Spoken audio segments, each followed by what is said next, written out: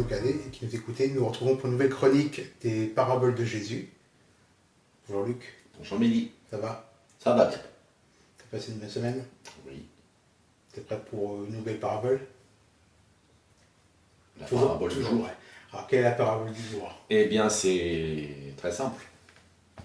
Deux bâtisseurs de maisons. Qu'est-ce qu'elle place? Un est fou, l'autre est sage. C'est pourquoi quiconque entend ces paroles que je dis et les met en pratique sera semblable à un homme prudent qui a bâti sa maison sur le roc.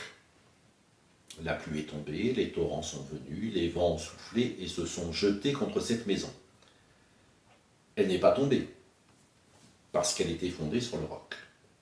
Mais quiconque entend ces paroles que je dis et ne les met pas en pratique sera semblable à un homme insensé qui a bâti sa maison sur le sable.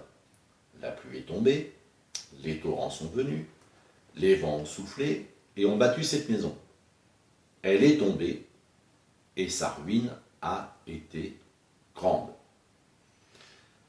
Luc, j'ai une question qui me vient. Je pense que la maison représente quelque chose. Le roc et le sable aussi. Alors quel est le sens de cette parabole? Alors la maison, c'est sa propre vie. C'est bâtir sa vie, bâtir son existence. Ça, c'est la maison. Le roc, Jésus le dit, Quel est le roc? c'est le fait de mettre en pratique sa parole. Le sable, c'est le fait de connaître sa parole et de ne pas la mettre en pratique. Donc cette parabole ne parle pas de ceux qui ne connaissent pas l'Évangile. C'est ce que je voulais dire. C'est ceux qui connaissent l'Évangile. Oui, parce que ça, je veux dire, quelqu'un qui ne connaît pas l'Évangile ne peut évidemment pas le mettre en pratique. Il n'a pas le choix de mettre en pratique ou de ne pas mettre en pratique, puisqu'il ne connaît pas. Exactement. Et peut-être qu'il y a certaines personnes qui ne connaissent pas l'Évangile et qui font déjà des choses que l'Évangile dit. C'est vrai. Paul en parle un petit peu dans les Romains. Donc la question là n'est pas la qualité de la construction, mais celle de la fondation.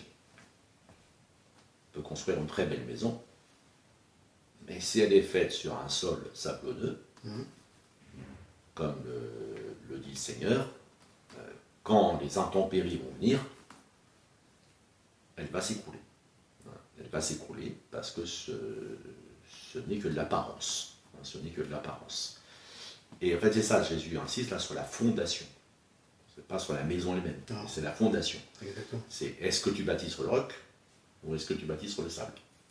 Il vaut mieux une petite maison sans clinquant fondée sur le roc qu'une maison hyper belle fondée sur du sable. Exactement. Alors en Matthieu, là on a lu la parabole dans Matthieu, parce qu'il faut préciser les choses. Quiconque entend ces paroles, quelles sont les paroles? Les paroles, c'est tout le sermon sur la montagne. Mais en particulier, les dernières exhortations qui précèdent cette parabole. Pour ça, je les ai relevées. D'abord, demandez à Dieu dans la foi. Demandez, l'on vous donnera. Cherchez, vous trouverez. Frappez, on vous ouvrira. Car quiconque demande reçoit, celui qui cherche trouve, et l'on ouvre à celui qui frappe. Lequel de vous donnera une pierre à son fils s'il lui demande du pain? Ou s'il demande un poisson, lui donnera-t-il un serpent? Si donc, méchant comme vous l'êtes, vous savez donner de bonnes choses à vos enfants, à combien plus forte raison votre Père qui est dans les cieux donnera-t-il de bonnes choses à ceux qui les lui demandent? Donc la première chose à mettre en pratique, quiconque entend les paroles que je dis et les met en pratique. La première chose à mettre en pratique, c'est croire que Dieu veut nous donner des bonnes choses. Oui. Et les lui demander. Si je n'attends rien de Dieu, évidemment, je n'en obtiendrai rien. On ne peut pas demander n'importe quoi, je veux dire. C'est pas la question ici. C'est même si je demandais n'importe quoi, de toute façon, Dieu ne me le donnera pas. Votre Père qui est dans les cieux donnera de bonnes choses à ceux qui le lui demandent. Voilà. Parfois, les enfants demandent des choses inadaptées à leurs parents. Oui, Les parents ne leur donnent pas. c'est vrai. C'est vrai. Ils Très vont bon leur exemple. donner des bonnes choses. Très bon exemple. Et Jésus dit, malgré nos défauts, nous les êtres humains, pourtant méchants comme vous l'êtes, on peut être méchants. Oui. Heureusement, en général, avec nos enfants, on leur donne quand même de bonnes choses. Bon, il y en a qui sont aussi méchants avec leurs propres enfants. C'est grave. Mais Jésus se place dans le cas normal. Oui. Et il dit, si je demande une bonne chose à Dieu, Dieu va me donner une bonne chose. Quand tu dis, si je demande à Dieu n'importe quoi, bah Dieu, dans sa sagesse et dans son amour, Il exauce pas. ne me donnera pas son n'importe Tout à quoi. fait. Il me donnera quelque chose de bon, qu'à ce moment-là, je ne comprendrai pas. Je dis ça parce que j'ai entendu plusieurs fois chez certains chrétiens. J'ai demandé, j'ai pas reçu, je comprends pas. C'est pour ça que je te pose cette question. C'est un autre aspect, ça, c'est le fait que est-ce que Dieu répond toujours à nos prières? Enfin, c'est pas est-ce que Dieu répond? Oui, il répond toujours, mais pas forcément dans le délai que l'on souhaite. Aussi, En son temps. c'est vrai. En Au son temps de temps. Dieu. Alors, deuxième enseignement que Jésus a donné, avant de dire quiconque entend ces paroles que je dis et les met en pratique, c'est aimer. Tout ce que vous voulez que les hommes fassent pour vous, faites-le de même pour eux, car c'est la loi et les prophètes. Donc, si j'entends ce que dit Jésus, il attend que je le mette en pratique. Ça, c'est fondé sur le roc. Donc, faire aux autres les choses que j'attends qu'ils fassent pour moi. Troisièmement, recevoir le salut. Entrer par la porte étroite, car large est la porte, spacieux est le chemin qui mène à la perdition. Il y en a beaucoup qui entrent par là. Mais étroite est la porte, resserrée le chemin qui mène à la vie. Il y en a peu qui les trouvent. Luc, qu'est-ce que représente ce que tu viens de dire? J'ai la porte, l'espace, la... Eh bien, on cherche souvent des chemins de traverse. C'est-à-dire qu'on veut prouver à Dieu qu'on veut se passer de lui. Pourtant, non, c'est pas possible. Mais Jésus dit, entrez par la porte étroite. On verra dans une prochaine émission la parabole de la porte. Jésus est la porte. Oui. La porte qui mène au ciel. La porte qui mène à la vie éternelle. Alors, dans l'enseignement qu'il donne là, il dit, large est la porte, spacieux le chemin qui mène à la perdition. Naturellement, nous allons vers la perdition. Et parfois, on attend de Jésus des choses, mais pas le salut. Alors, c'est la chose la plus importante. Oui. Entrez par la porte étroite. Efforcez-vous d'entrer.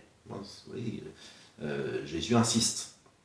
Il y en a peu qui la trouvent. Il faut vraiment vouloir. Vouloir être sauvé. Seigneur, sauve-moi. C'est une bonne prière. Seigneur, sauve-moi. Oui. Et puis on a vu dans l'émission précédente la question de l'ivraie. Ici, elle revient dans l'enseignement de Jésus sous une forme non parabolique. Gardez-vous des faux prophètes. Ils viennent à vous en vêtements de brebis, mais au-dedans ce sont des loups ravisseurs. Vous les reconnaîtrez à leurs fruits. Cueille-t-on des raisins sur des épines, ou des figues sur des chardons? Tout bon arbre porte de bons fruits, mais le mauvais arbre porte de mauvais fruits. Un bon arbre ne peut porter de mauvais fruits, ou un mauvais arbre porter de bons fruits. Tout arbre qui ne porte pas de bons fruits est coupé et jeté au feu. C'est donc à leurs fruits que vous les connaîtrez, vous les reconnaîtrez. Alors, Luc, la question qui me vient, c'est comment discerner un faux d'un vrai prophète? Par rapport aux fruits que tu viens de dire, mais personne qui ne connaît pas, et voilà, il vient d'être converti, il vient dans une église, un prophète qu'elle a, comment il sait que c'est un vrai prophète? Si quelqu'un me demande tout mon argent, c'est un faux prophète. Oui, Si quelqu'un m'encourage à aller faire le mal avec lui, c'est un faux prophète. Si quelqu'un minore les enseignements de Jésus, c'est un faux prophète.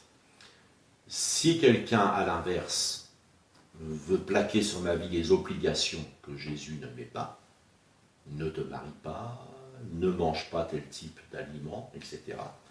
C'est un faux prophète. Donc voilà des exemples. D'accord. Voilà des exemples de choses que l'on trouve chez les faux docteurs, chez les faux prophètes. Si quelqu'un me dit Jésus est déjà revenu, c'est un faux prophète. Oui. Voilà, on peut multiplier Oui, les exemples. Oui, bien sûr. Mais Jésus dit, voilà, voyez les fruits, voyez ce que ça produit. Est-ce que ça produit une vie équilibrée? Est-ce que ça produit une envie d'aimer son prochain? Est-ce que ça produit une envie d'adorer Dieu, etc. Voilà, si ça ne produit pas ça, gardez-vous des faux prophètes. Donc, c'est pour compléter l'émission précédente.